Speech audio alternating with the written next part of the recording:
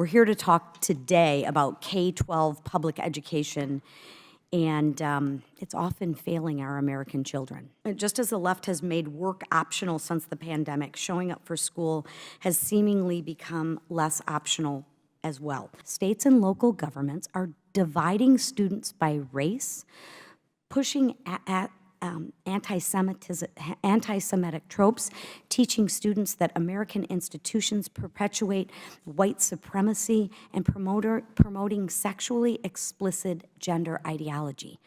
Again, let's get back to the facts and the core principles of learning. Leave the social issues, leave the politics to the parents. Over the next hour or more, my colleagues will be more interested in pointing fingers than in fixing problems, more interested in looking backwards than in looking forward.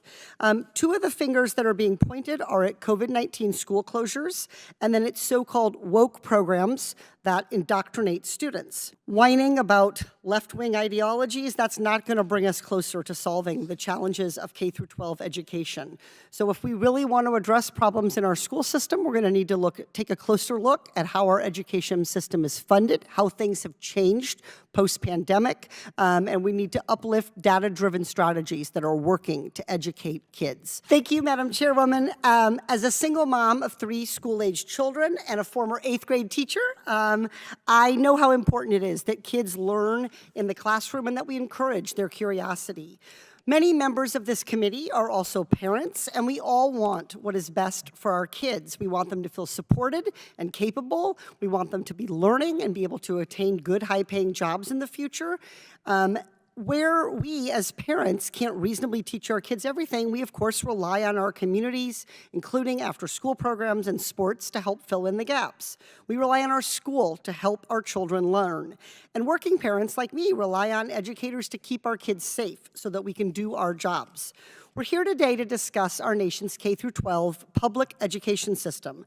And it's true that in many communities, our elementary and secondary schools barely get a passing grade.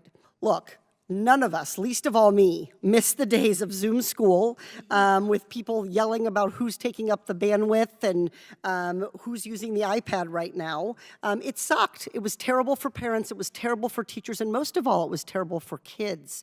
There's no doubt that COVID-19 disrupted learning. Many kids missed out, and there is a real learning recovery that we need to be focusing on. So I'm not arguing with my Republican colleagues about that point. But the reality is that even before COVID-19 reached our shores, and long before Republicans made critical race theory a rallying cry, K-12 achievement was less than outstanding, less than where it needed to be for us to have a strong, stable, globally competitive economy. In 2019, our national K-12 achievement score was a C.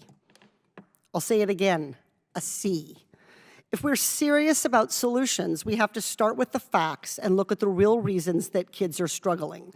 There's a long history of unequal and inadequate funding for public education that has not set our kids up for success, and I think we need to be careful not to devalue the hard work of teachers. We need to not paint them as agents of indoctrination. Instead, we need to be acknowledging their partnership in raising our kids. We should be using this hearing to discuss solutions and support our states and localities in fully funding K-12 schools, including what we need to be paying our teachers to recruit the next generation of educators. That's how we're going to achieve better outcomes for students.